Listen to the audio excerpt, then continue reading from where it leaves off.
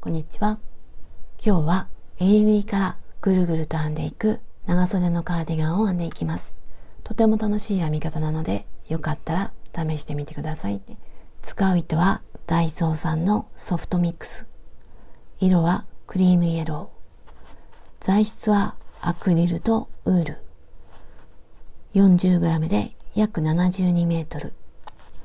使用かぎ針の目安は10号。で、10号で編んでいきます。リブ編みの部分だけ9号で編んでいきます。この細い針がない場合には10号で少しきつめに編んでいきます。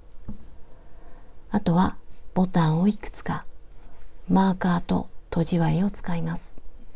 今回はこの部分からスタートします。この最初の鎖の数について説明します。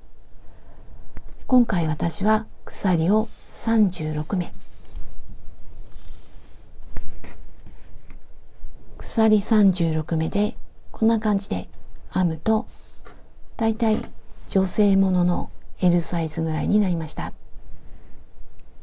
ここからサイズを変える場合や違う糸で編む場合には鎖の数を変える必要があります。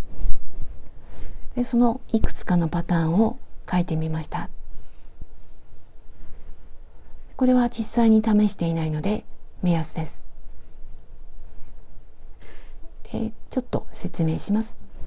36目のパターンで説明します。鎖36目編んで一番足にマーカーで、マーカーを含めて数えて9個目にマーカーで、マーカーを含めて20個目にマーカーで、またマーカーを含めて9個目にマーカーで、長編みを編んでいって、マーカーのところに長編みを3つ、ここも3つ、ここも3つという感じで編んでいきます。ここがマーカーをつけてきたところ、これを繰り返していきます。他の鎖のところも同じです。端にマーカーをつけて8個目にマーカーを含めて18個目、マーカーを含めて8個目。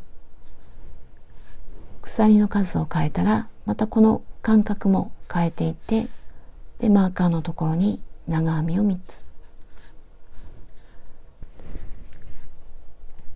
だいたいこんな感じで編んでいくといいかと思います。これは鎖の数。だいたいこんな感覚で編んでいきます。ちょっと試してみて、いい感じで編んでみてください。鎖編みをしていきます。で、この鎖の数はサイズや糸の太さによって変わってきます。今回私は鎖を36目で少しゆったりと編んでいきます。この最初の結び目、これをあまりギュッとしてしまわずに、ちょっとだけ引き締めて、で鎖を編んでいきます。で、鎖を36目編んでいきます。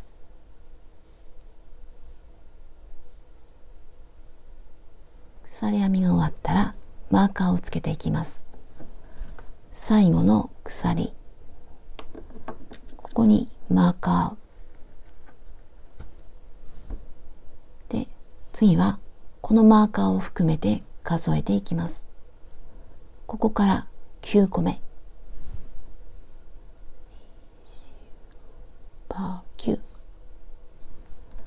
9個目にマーカー、次もマーカーを含めて数えていきます。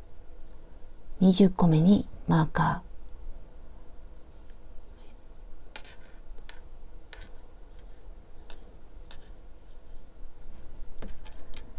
ー、20個目にマーカーで、マーカーを含めて9個目、9、一番足になります。1段目は長編みを編んでいきます。で、一つに一つの長編みを編んでいくんですが、このマーカーのところだけ長編みを3つ。で、こっちも。という感じで編んでいきます。まずこの端の鎖で、ちょっと緩めの鎖を1つ。で、このマーカーのところに長編みを1つ。で、表でも裏でも大丈夫です。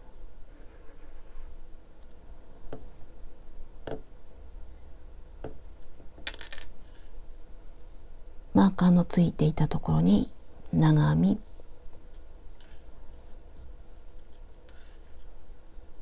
で普段は鎖3つで立ち上がって長編みの代わりにするんですが、今回はこれを最初の長編みにします。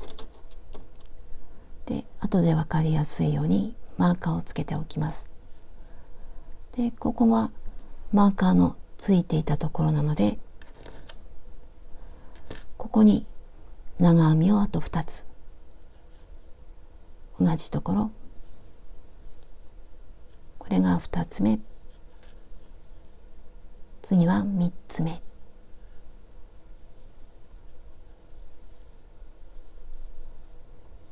これで1つの鎖に長編みが3つ、3つのうちの真ん中にマーカーで、次から1つの鎖に1つずつ長編みをしていきます。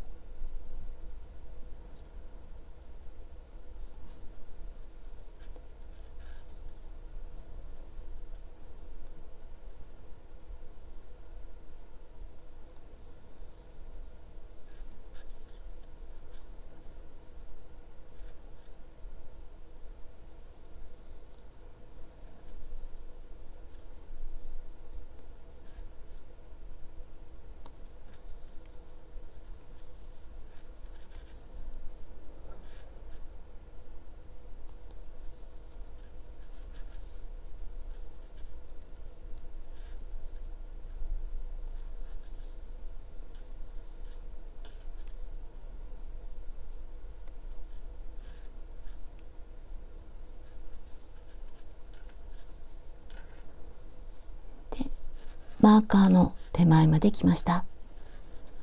このマーカーのついた鎖にまた長編みを3つ。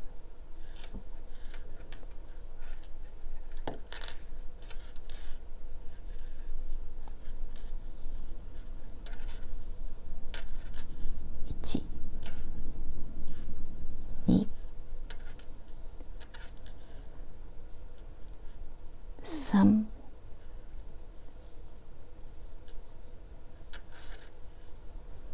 これで1つに3つ、真ん中にマーカーで、また1つに1つの長編みをしていきます。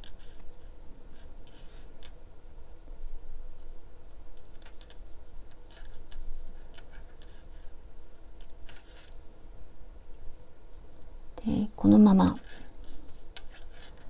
次のマーカーの手前まで長編みを続けます。次のマーカーのついたところまで来ました。マーカーのついたところには長編みを3つ。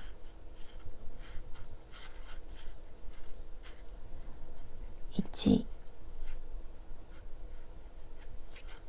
2、3、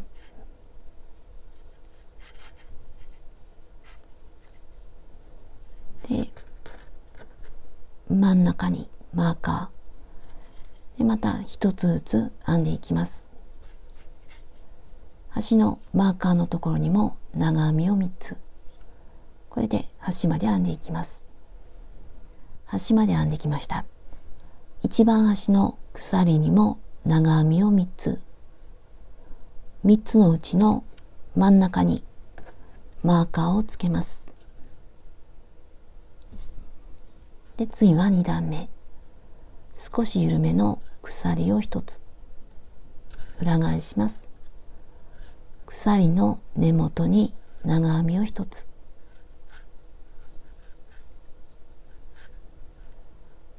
で1つ目にマーカーをつけておきます。で次はこの3つのうちの真ん中につけたマーカー、ここには長編みを3つ、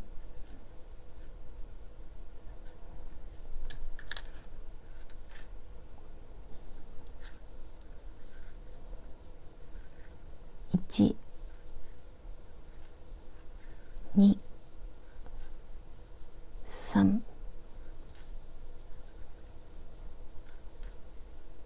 で、また3つのうちの真ん中にマーカーをつけておきます。次からは1つに1つずつ長編みを編んでいきます。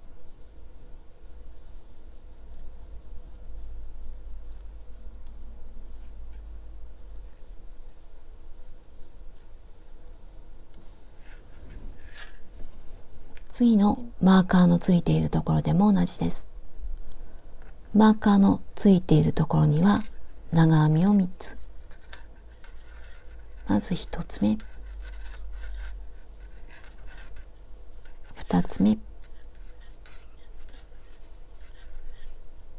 3つ目で、マーカーで、次からは1つずつ、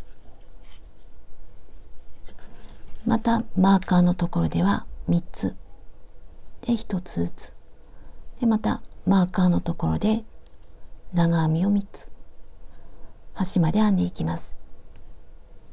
マーカーのついていたところに長編みを3つ、3つのうちの真ん中にマーカーをつけておきます。で、下の長編みの一番端はこのマーカーのところ、最初に編んだ長編みのところ、ここにも長編みを編みます。で、ここには長編みを2つ、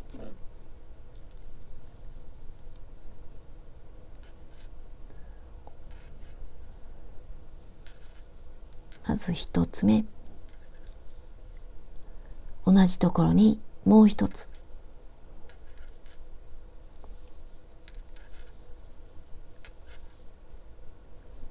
これで一番端の長編みに長編みが2つ、この段の始まりは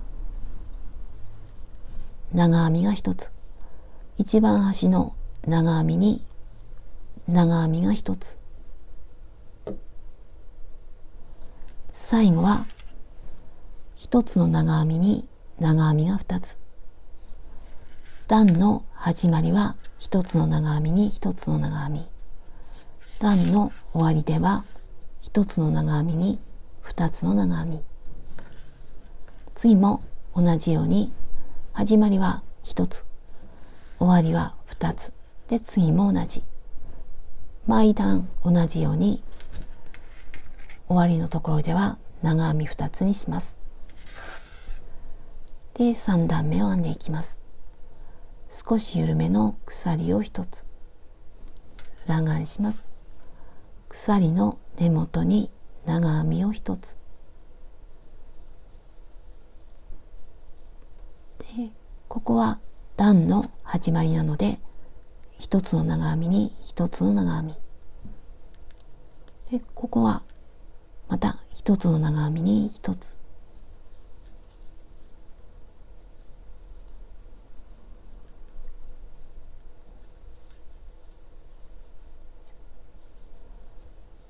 で、次はマーカーのところ、マーカーのところは今までと同じように長編みを3つ、1、2、3で、3つのうちの真ん中で次からは1つ、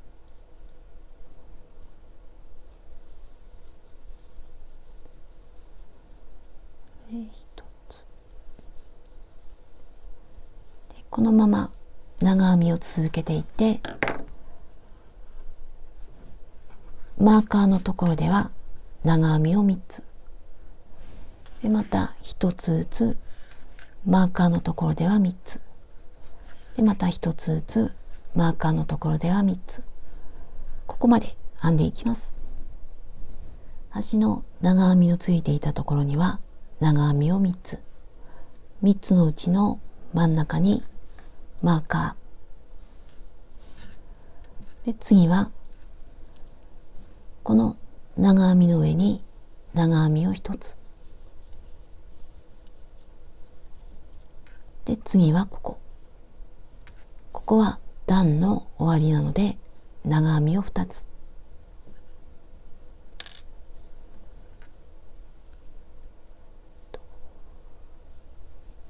1つ2つ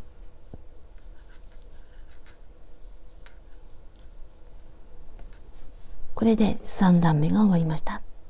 次は4段目、また少し緩めの鎖を1つ裏返します。鎖の根元に長編みを1つで、マーカーをつけます。で、段の始まりなので1つの長編みに1つで、また次も1つ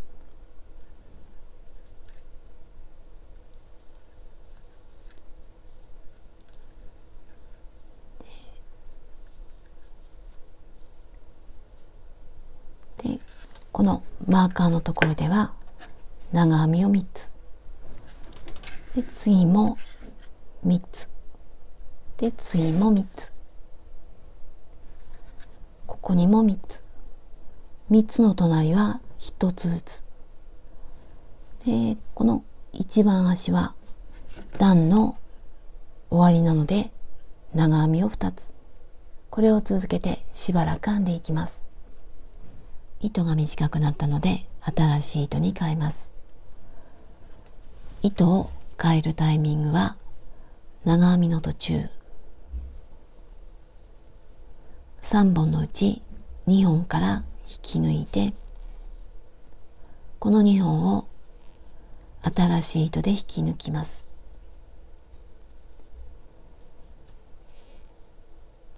これで糸が変わりました。で、この2本あるうちの1本を編みくるんでいきます。2本あるうちの下の方を編みくるんでいこうと思います。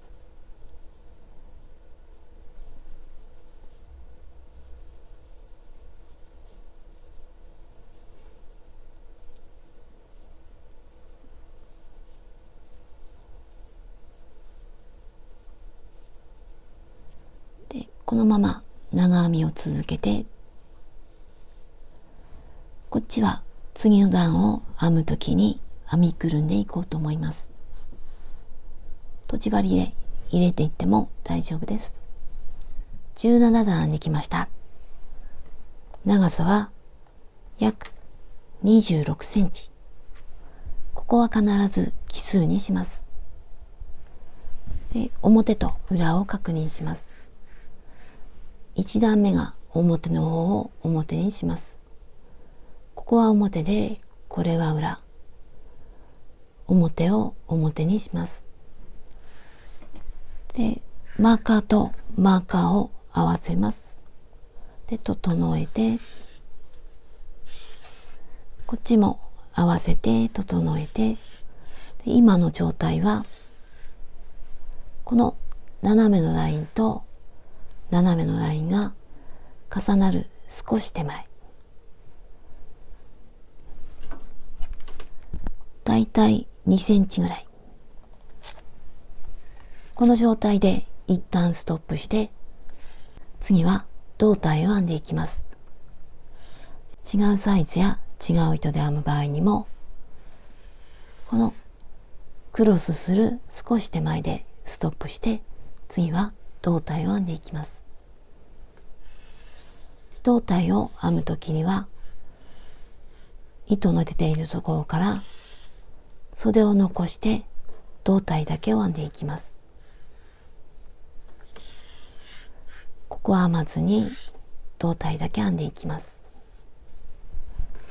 で、糸の出ているところから続けていきます。今までと同じように鎖を一つ裏返します。鎖の根元に長編み、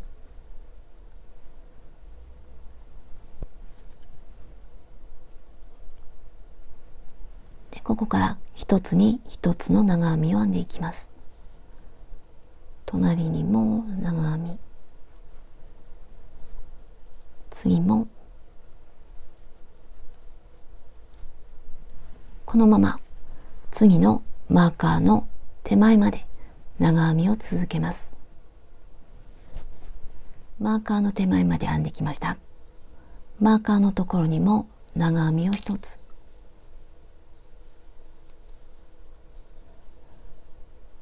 で次はここを飛ばして次のマーカーのところにつなぎます。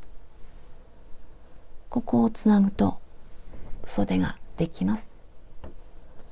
でこことここは長編みと鎖と長編みでつなぎます。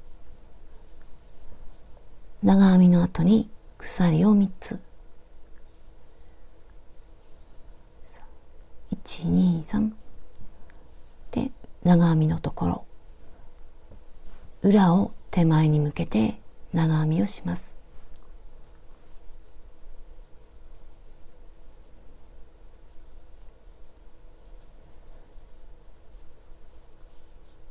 これでつながりました。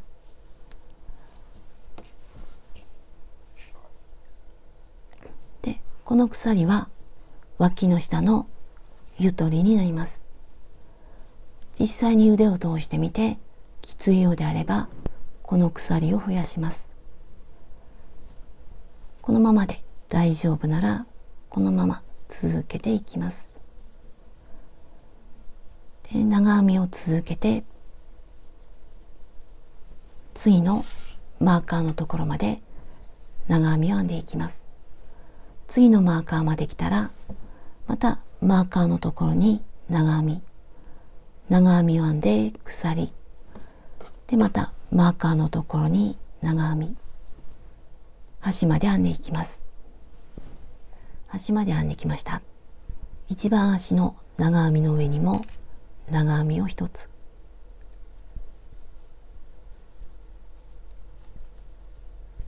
で今までは段の最後は長編みを2つ編んできたんですが、これからは長編み1つでずっと編んでいきます。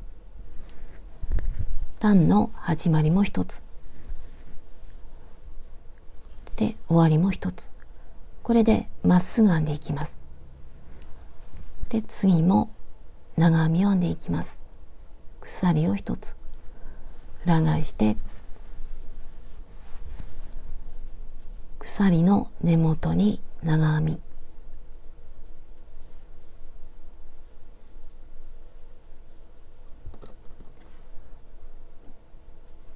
でまた次も長編み、このまま一つに一つの長編みを続けます。この鎖の手前まで続けていきます。鎖の手前まで編んできました。この長編みの上にも長編みをして、次は鎖の上1つ2つ3つそれぞれに長編みを1つで、この3本見えるうちの2本の下、この裾の方が2本になるようにします。この2本の下に針を入れると裾の方が2本になります。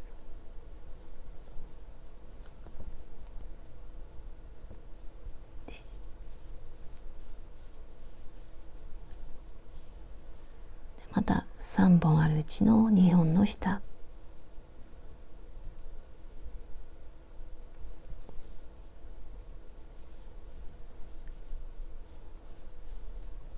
で3つ目、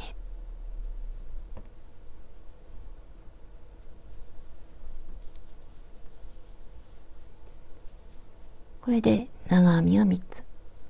次はこの長編みの上に1つずつ長編みをしていきます。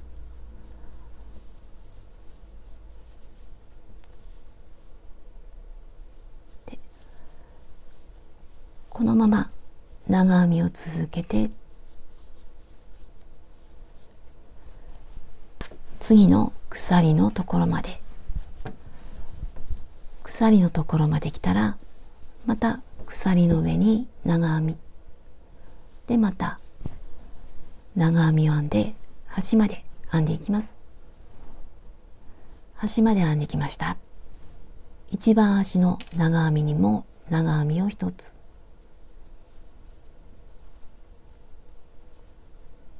2つではなくて1つでまっすぐ編んでいきます。次また鎖1つ長編みで往復編みで好みの長さになるまで編んでいきます。胴体部分をしばらく編んできました。区切りのいいところで一旦休んで、先に袖を説明します。この部分が脇の下になります。でここには鎖が3つあります。3つのうちの真ん中に針を入れて、新しい糸を引き出してしまいます。で結んで同じところに針を入れます。糸を出してここから鎖を3つ、1、2、3、下から3つ目にマーカーで、次はこの向きに編んでいくのではなくて逆向きに編んでいきます。今まで表裏表裏と編んできたので、袖も同じように表裏表裏と編んでいきます。でここが表なので次は裏で編んでいきます。で裏にするには袖の内側から編むことになります。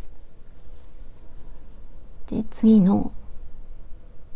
はここに鎖3つ編んだうちの隣、今鎖を編んだ隣、ここに未完成の長編み絡めて糸を引き出して、3本のうち2本から引き抜いて、これが未完成の長編み。次はこの長編みの下の方、ここにもう一つ未完成の長編み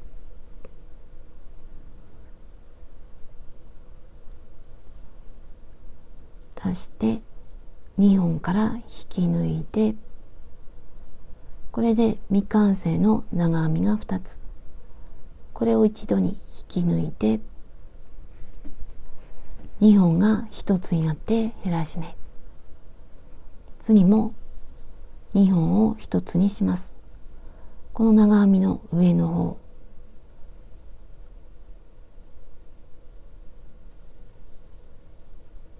2本から引き抜いて、これで未完成の長編みが1つ、もう1つはここに針を入れて編むんですが、そうするとこの穴がちょっと目立つので、こっちから糸を借りて、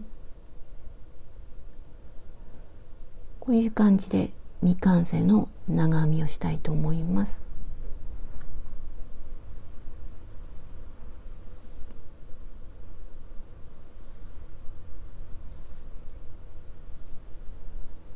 でこの2本から引き抜いて、またこれを一度に引き抜いて、これで減らし目が2つ、次からは一つに一つの長編みをしていきます。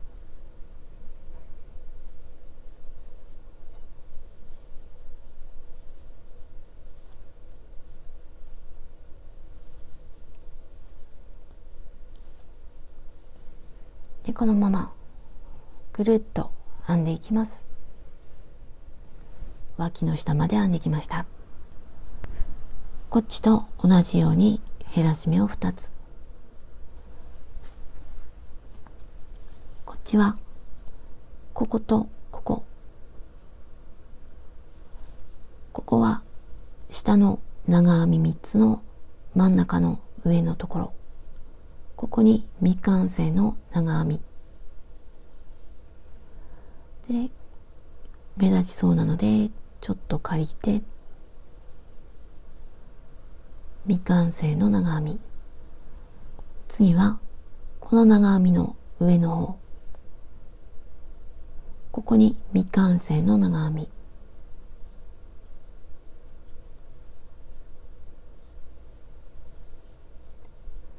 でこれを一度に引き抜いて減らし目。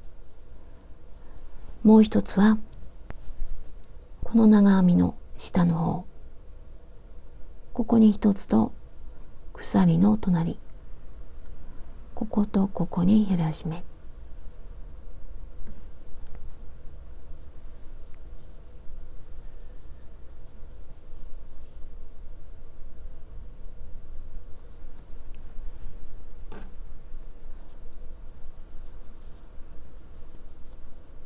で一度に引き抜いて減らし目。これで減らし目が2つ。で最初の鎖に引き抜きます。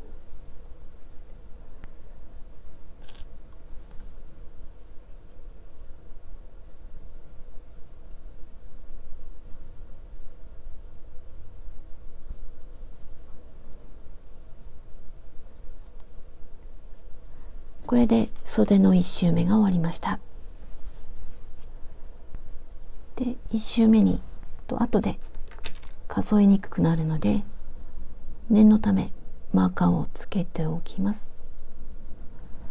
で次はこの向きに編んでいきます。ここが裏なので次は表にします。まず鎖を2つで裏返します。鎖2つの隣には未完成の長編み。一度に引き抜いて減らし目が1つ。1周目は減らし目を4つ編んだんですが、ここでは1つ。これからは1つに1つの長編みをしていきます。でこのままぐるっと編んでここまで戻ってきます。一つに一つの長編みで一周してきました。最初は減らし目をしたんですが、終わりでは減らし目ではなくて一つに一つの長編みで、最初の減らし目に引き抜きます。これで2周目が終わりました。次は3周目で、この今引き抜いたところ、この引き抜いたところにマーカーをつけておきます。ぐるっと編んで最後にこの引き抜いたところには長編みを編まないので、分かりやすいようにマーカーをつけておきます。往復編みで編んでいくと最後分かりにくくなるので面倒ですが、マーカーをつけておきます。で鎖を3つ、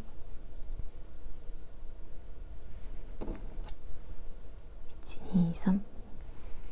減らし目の時には鎖を2つ、減らし目をしない時には鎖を3つで裏返します。で鎖の隣に長編み、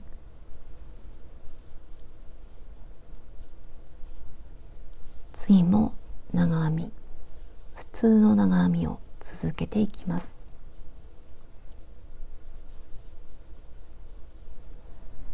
このまま長編みを続けてここまで編んでいきます。3周目をぐるっと編んできました。ここには編まないで最初の鎖に引き抜きます。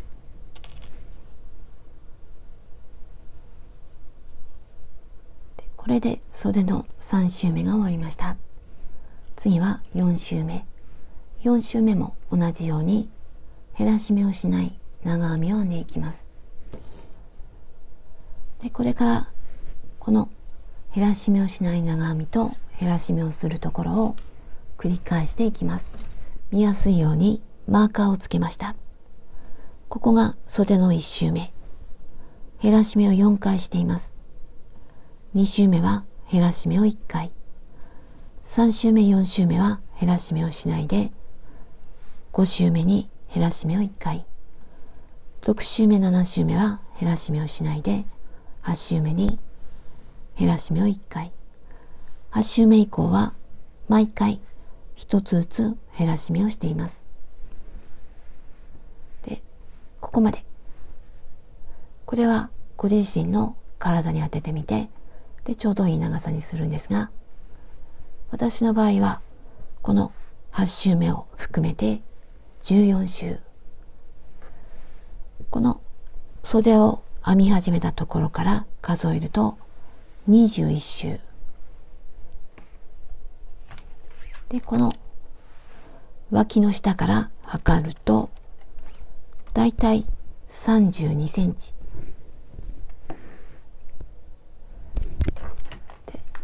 で、これは好みの長さにするんですが、サイズを変更する場合はこの部分の長さを変えます。この長編みの数を変えます。長くしたり短くしたり。で、腕が通るかも確認します。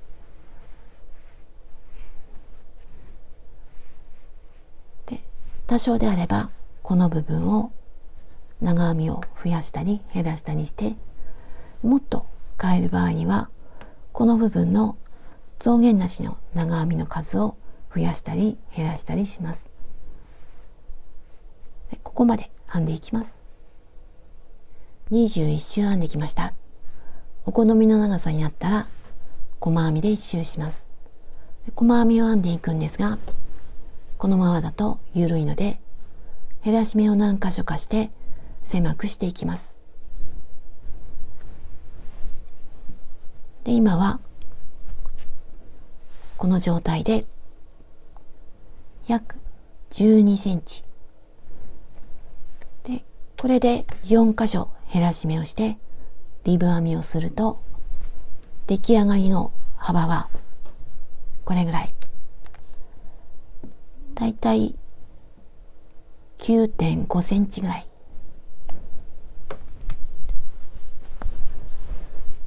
これぐらいになります。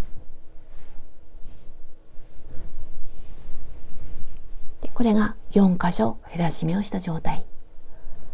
これよりももっと広くしたいときには減らし目を減らして、で小さくしたいときには減らし目の数を増やします。今回私は減らし目を4つしていきます。で、今糸が出ているところを少しずらしてここぐらいに1つで、また反対ぐらいに1つで、またその間に1つ、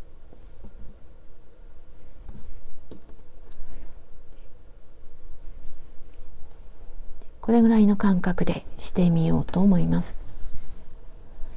で、今内側から糸が出ています。鎖を1つで、外側を向けて鎖の根元に細編み、次も細編み、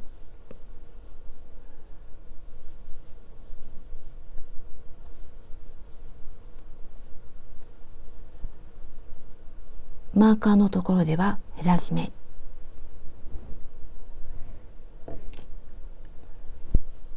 細編みの途中まで、次も細編みの途中まで、これを一度に引き抜いて減らし目、次からまた普通の細編みを編みます。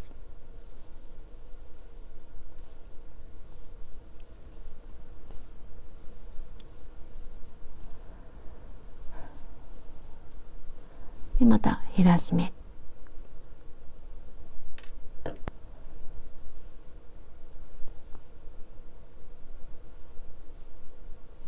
き抜いて次からまた一つずつ、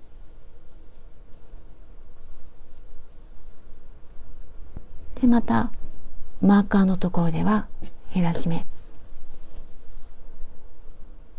でぐるっと編んで最初のところまで戻っていきます。細編みで一周してきたら最初の細編みに引き抜きます。これで細編みが終わりました。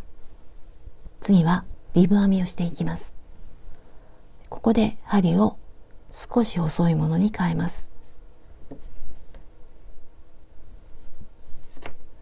で少し細いものがない場合には元の針を使って少しきつめに編んでいきます。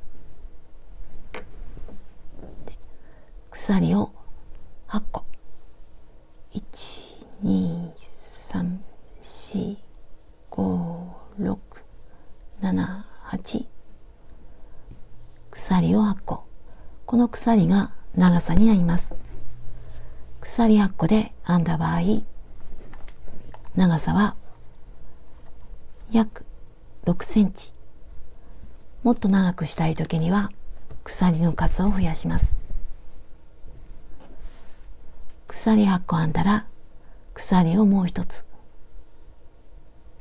これはちょっと小さくして一つ戻って8個目に針を入れて細編みをします。8個目の3本糸が見えるうちの1本目の下、ここに針を入れて細編みをします。で細編み、次も同じように一番上の糸の下、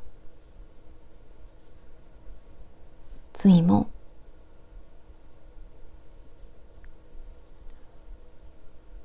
次も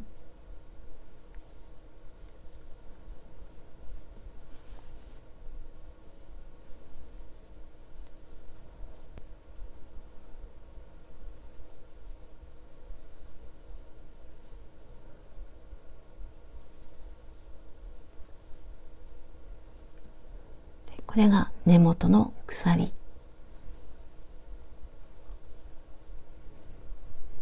根元まで細編みをして細編みの数は8個。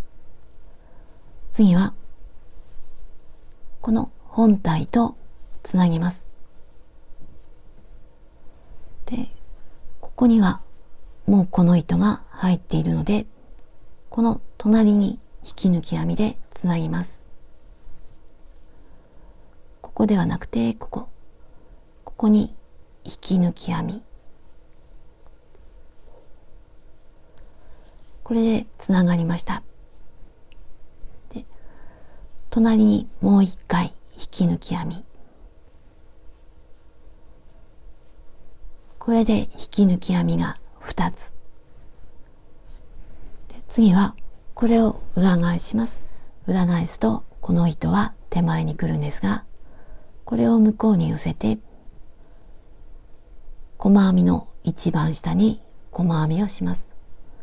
この細編みは上から数えて8個目、8個目に細編み、2本の糸の下に針を入れて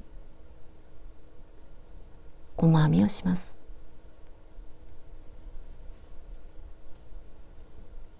次も細編みをするんですが、今度は2本あるうちの向こう側、この1本をすくって細編みをします。次も1本で、次も1本、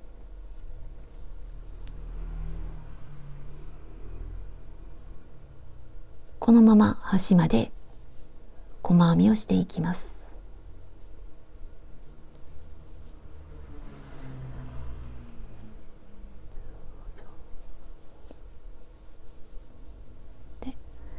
で、一番端はこの小さくなっているところ、ここも1本をすくいます。で、細編み、これで端まで細編みが終わりました。次は鎖を1つ、でこの鎖は少し小さめで、またこっち向きに編んでいきます。この鎖の出ている細編みの上から見て2本あるうちの向こう側1本、この端の細編みの向こう側1本をすくいます。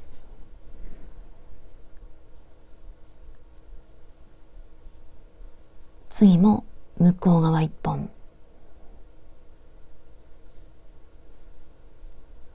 次も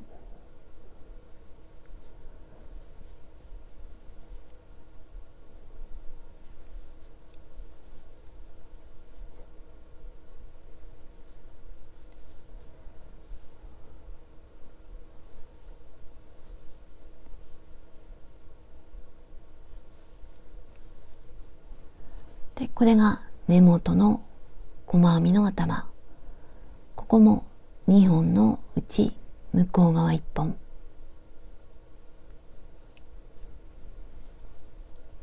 次は本体とつなぎます。で、ここにはもう糸が入っているので、この隣に引き抜き編み、ここではなくてここに引き抜き編み、隣にもう一つ、これで引き抜き編みが2つ編んだら裏返します。裏返すと糸がまた手前になっているので向こうに寄せて、で一番下の細編みに細編みをします。2本の糸の下で細編み、次からは1本、2本あるうちの向こう側で細編み、次も向こう側1本、次もで、次も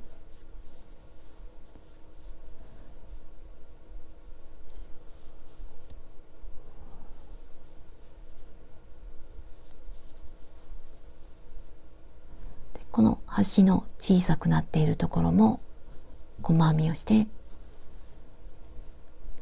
次も鎖を1つで裏返して、またこっち向きに編んでいきます。一番端の細編みに細編み、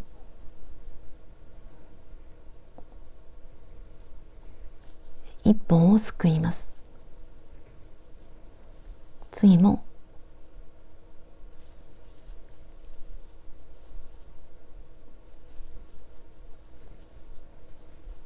根元まで編んできました。で、また本体とつなげます。ここは糸がもう入っているので、その次に引き抜き編み、ここではなくてこっち、ここに引き抜き編みで、隣にもう一つ、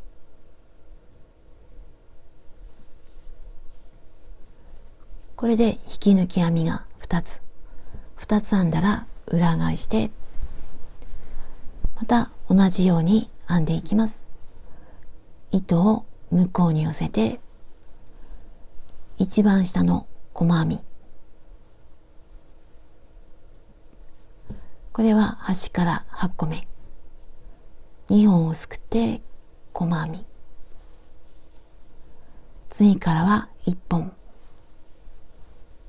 で端まで編んでいきます。端まで編んだらまた本体まで編んでいきます。これを繰り返していきます。細編みを編んできました。今はここに一つ空いている状態で、ここはこっち向きに編んでいる状態。今までと同じようにここに引き抜き編みでくっつけます。最後に空いているところ、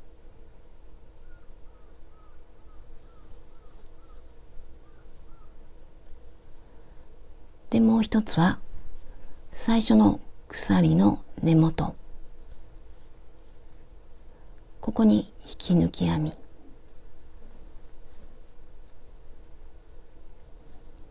これで引き抜き編みが2つで、今までと同じようにまたこっちに編んでいきます。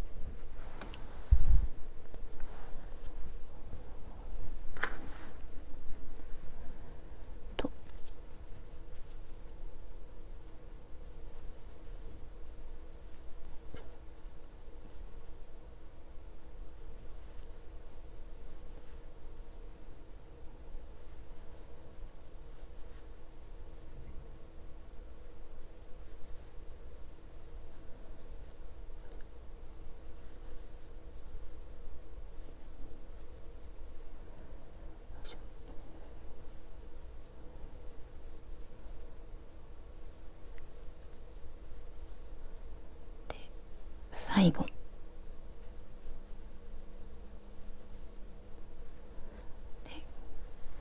次はとじ針で縫い合わせていきます。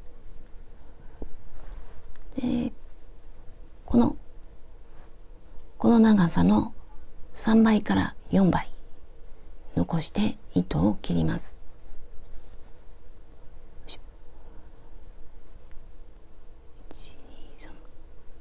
123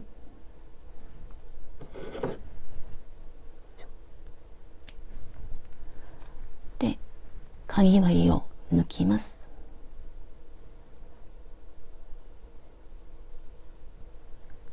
で、表と裏を変えます。裏返したら縫い合わせていきます。端と端を合わせるんですが、手前が見えにくいので数を数えていきます。1,2,3,4,5,6,7,8、一番端はここになっています。ここの2本の糸の下、向こうは2本あるうちの向こう側1本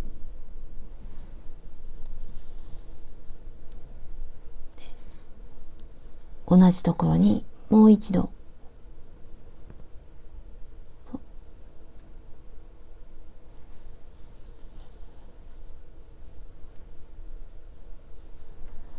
次も同じように、手前は2本、向こうは1本、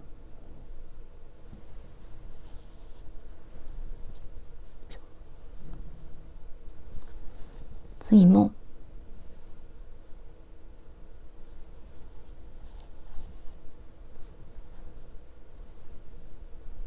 次も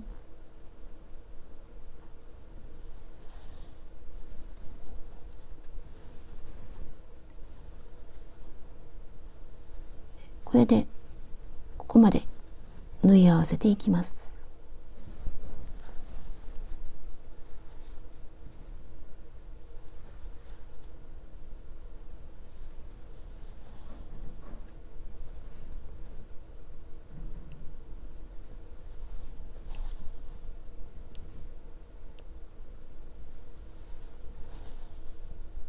で、最後はここになります。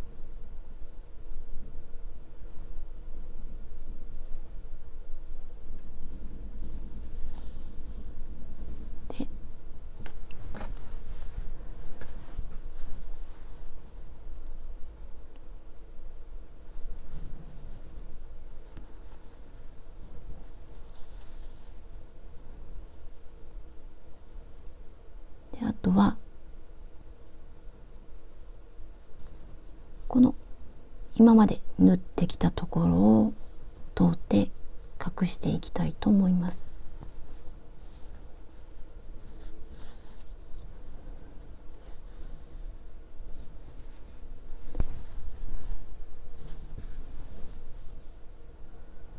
糸を切ります。これで輪になりました。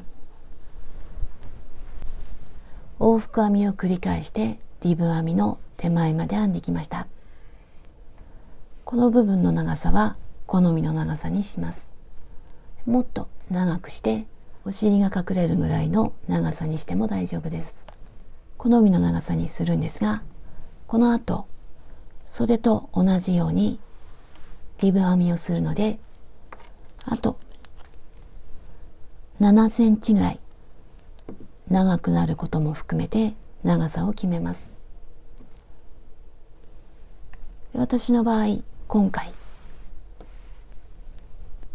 ここから測って約51センチ、袖とのバランスを見るとこんな感じ。袖の方が約5センチぐらい長くなっています。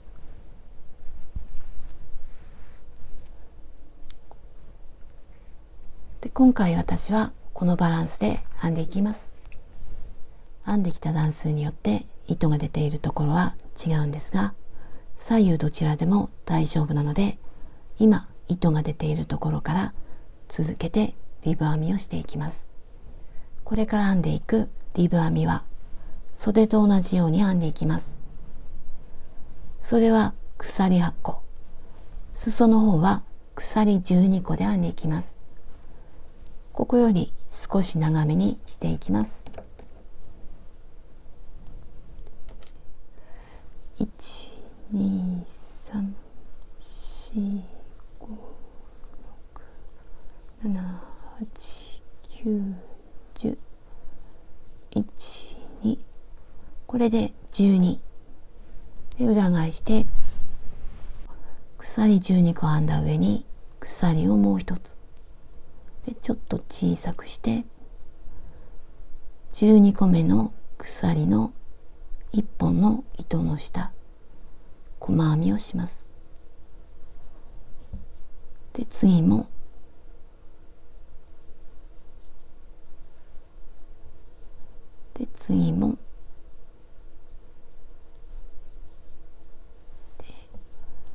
根元まで編んでいきます。端まで編んできました。最後はこの一番端の長編みに引き抜きます。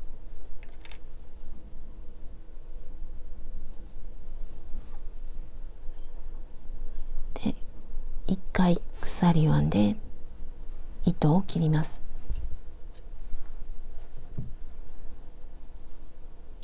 次は前立て部分を編んでいきます。この斜めのラインとまっすぐのラインの境目にマーカーをつけます。今回私はこの斜めの部分を17段編んだので、17段の次の18段目の長編みにマーカーをつけました。18段目の長編みの上の方で、こちら側も同じところにマーカーをつけました。で、次は表を上にしてここを細編みで編んでいきます。一番端の細編みに針を入れます。2本の糸の下で新しい糸を持ってきて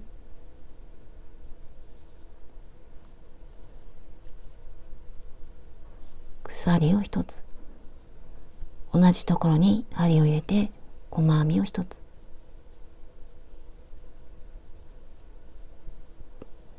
糸は編みくるんでいきます。隣にも同じように細編み、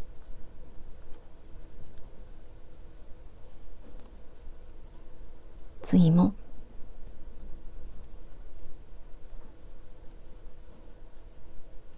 でこのまま一つに一つの細編みを続けます。これが最後の細編みになります。この細編みにも細編みを一つ、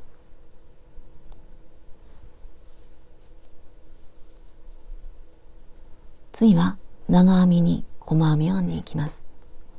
この長編みの上と下それぞれに細編みを一つ、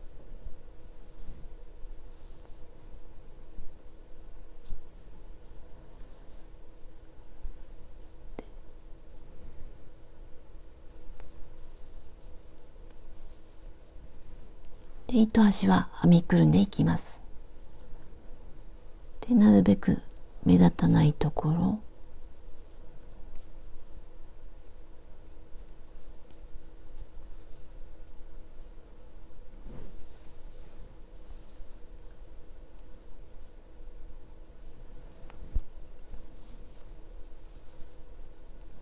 で次も同じように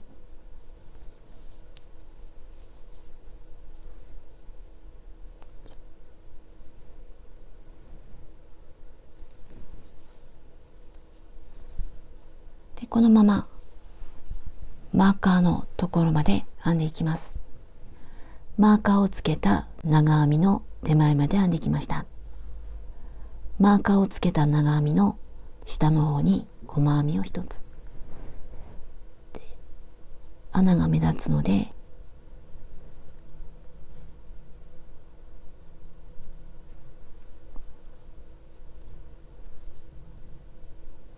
次はマーカーのところ、ここには細編みを2つ、まず1つ目、2つ目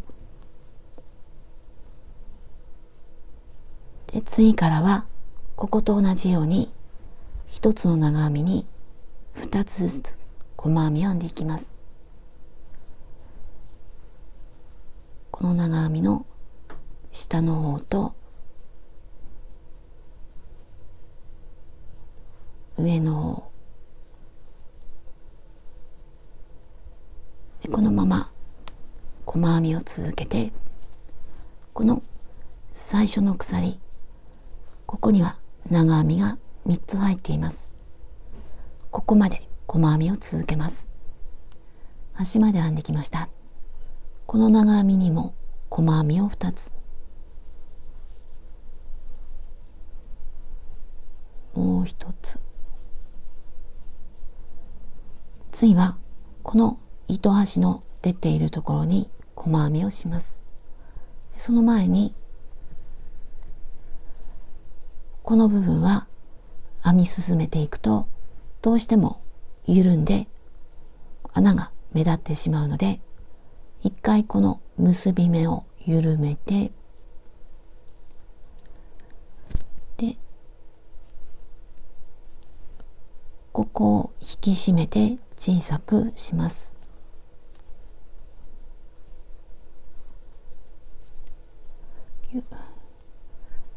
で少し小さくなったらまた続けていきます。でこの糸端の出ているところに細編みを一つ、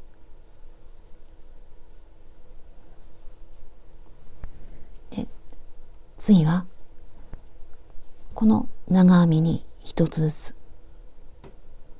まずここで、この糸端は編みくるんでいきます。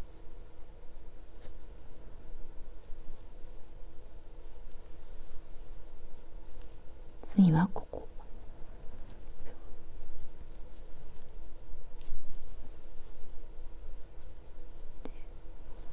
で細編みを続けてここまで編んでいきます。長編み3つ入っているところの手前まで編んできました。次はここをスキップします。スキップして細編みを続けます。細編みスキップ細編み、今細編みを編んだのでスキップして次の細編み、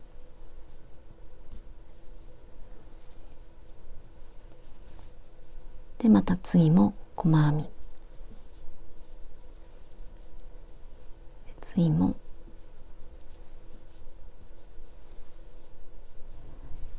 こんな感じになります。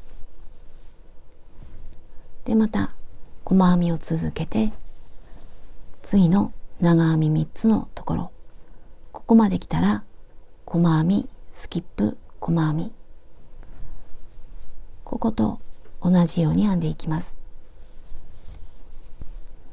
で細編みを続けてこの長編み3つ入っているところに細編みを1つ、この長編みに2つまっすぐ編んでいって、マーカーのところでは細編みを2つで、この同じ長編みのところにもう1つ、この長編みのところに細編み2つと1つで、また細編みを続けていきます。ここまで編んでいきます。端まで編んできました。ここで糸を切ってもう一度2段目も同じようにスタートします。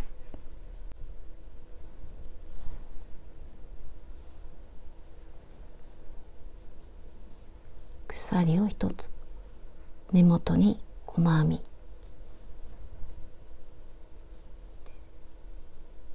次も細編み、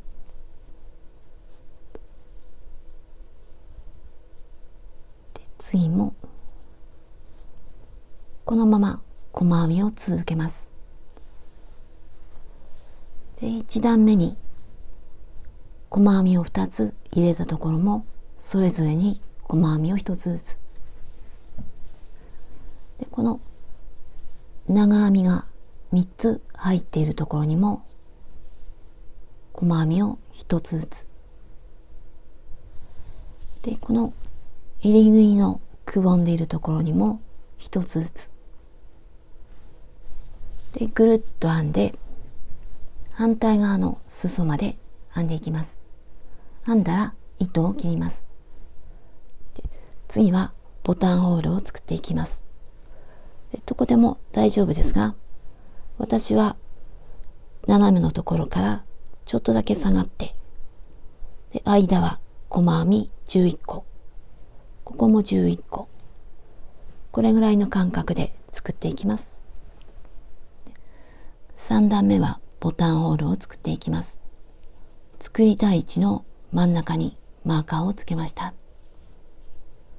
真ん中につける方が位置をイメージしやすいので真ん中につけることにしました。で今までと同じように裾からスタートしてマーカーの手前の手前まで細編みを編んでいます。鎖を3つ少しだけきつめに編んでいきます。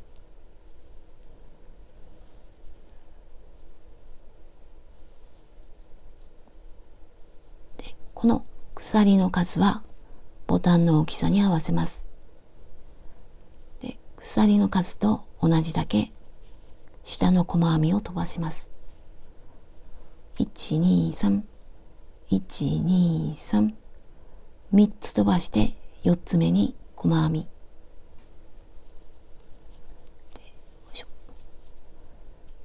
でボタンが通るかを確認します。でまた細編みを続けます。でまたマーカーの手前の手前まで編んできたら鎖3つ、足元の細編みを3つ飛ばして4つ目に細編み、次も同じようにボタンホールを作っていきます。でボタンホールが終わったら次の長編み3つのところのその次、この襟ぐりのくぼんでいるところ、ここまで編んでいきます。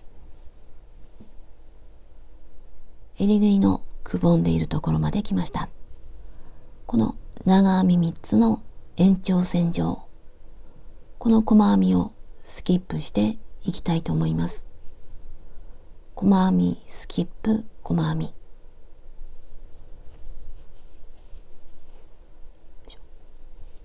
細編み、スキップ、細編み。次からまた一つに一つの細編み。で、次のこのくぼんでいるところ、ここも同じように長編み3つあるところの延長線上、ここをスキップして編んでいきます。細編み、スキップ、細編み。で、また続けて、この裾まで編んでいきます。こっちはボタンホールがいらないので、一つに一つの細編みをずっと続けていきます。で、裾まで来たら糸を切ります。4段目も裾から編んできました。で、ボタンホールの手前まで編んできたら、ボタンホールの中に針を入れて、細編みを3つ。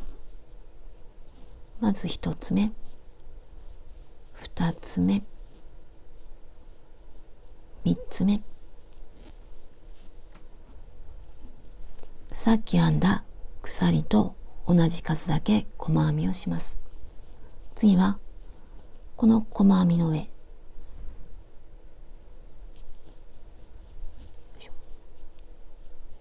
でまた細編み、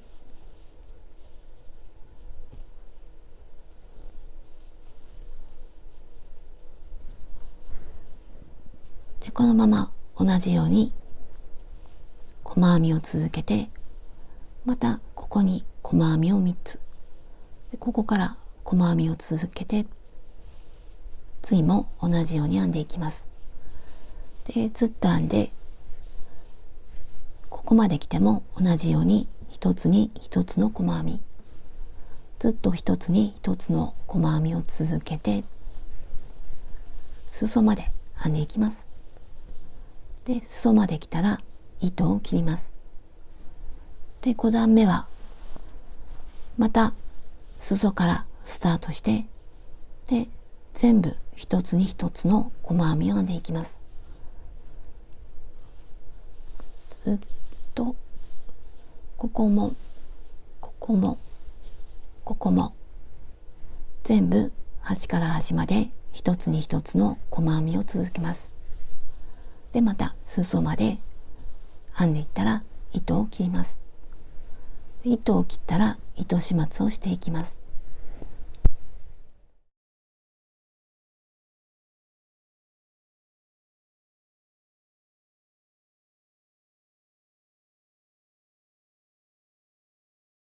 ボタンをつけたら出来上がりです。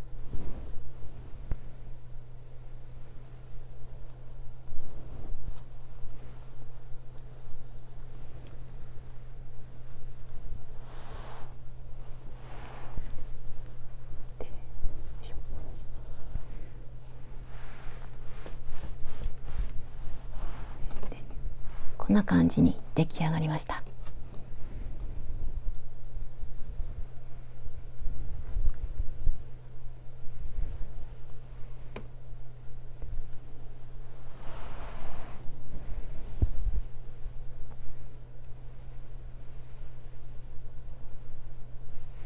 でサイズを測りました。